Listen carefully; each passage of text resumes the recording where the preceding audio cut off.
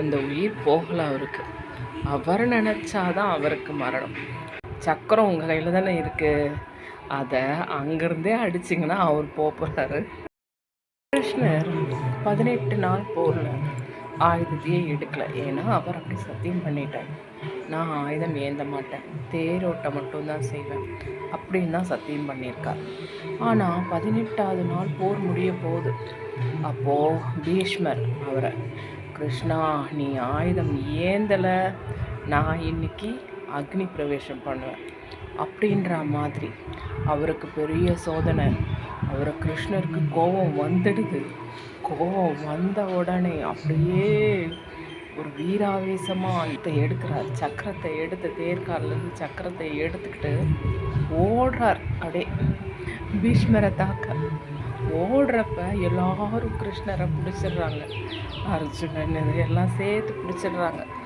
பிடிச்சிட்ட உடனே பீஷ்மர் போயிடுறார். அப்போது கிருஷ்ணர் அப்படியே அந்த கோபத்தோடையே அந்த பாசறை, அவங்களுக்கெல்லாம் ஒரு டென்ட் மாதிரி கட்டியிருப்பாங்க இல்லையா, அந்த உள்ளே போயிட்டு அப்படியே இப்படியும் அப்படியும் நடந்துட்டுருக்கார். அப்போது அர்ஜுனன் உள்ளே போகிறான்.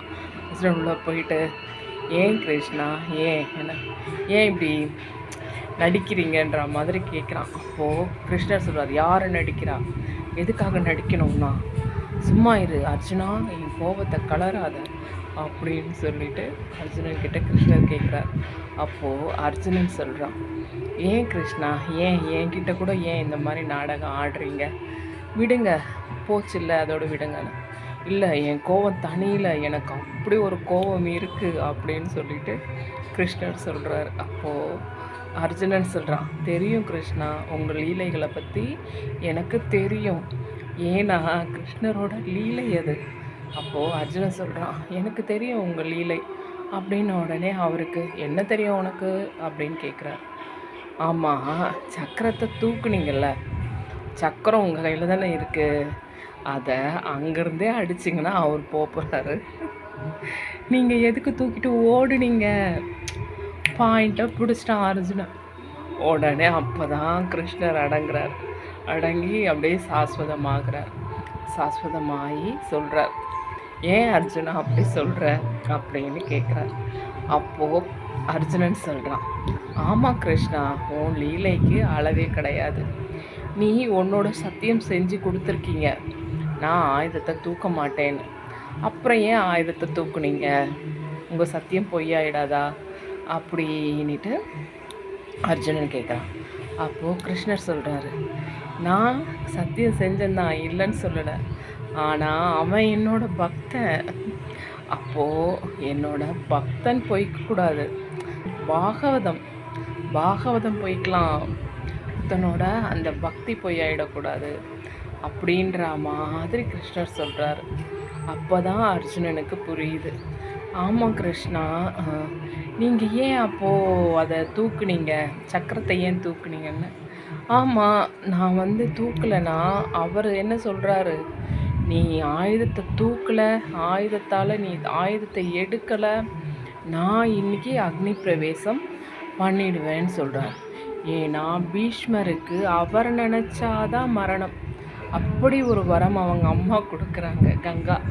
கங்காதேவி புத்திரன் தானே பீஷ்மர்.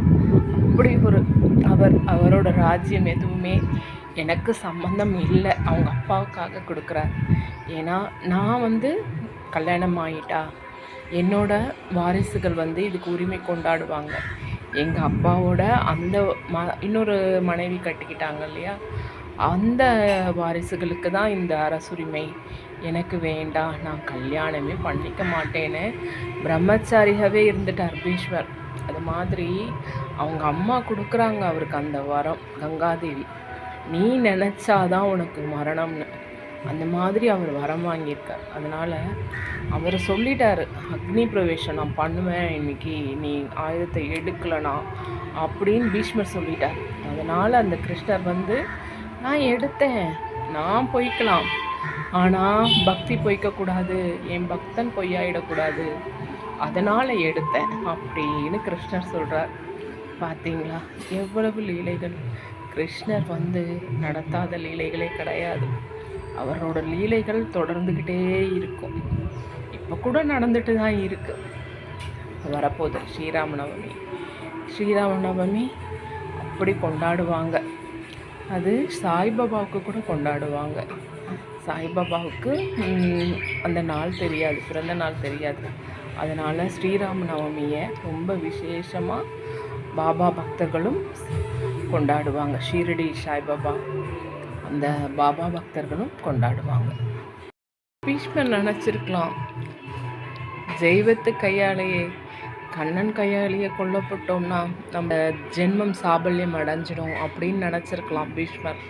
ஆனால் அவர் ஒரு உருட்டு மிரட்டு பண்ணியிருக்காரே தவிர்த்து அவரை துரத்துக்கிட்டு ஓடினார். ஆனால் எல்லாரும் பிடிச்சிடுறாங்க. ஆனால் அவர் எதுவும் செய்யலை.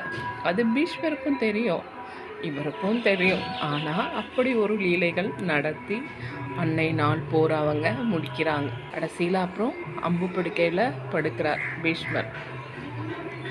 ஆனாலும் அவர் அவ்வளவு ஃபுல்லும் அவர் அம்பு தொலைச்சிடும். உடம்பு ஃபுல்லாக அம்பு, இந்த முகம் மட்டும்தான் இருக்கும்.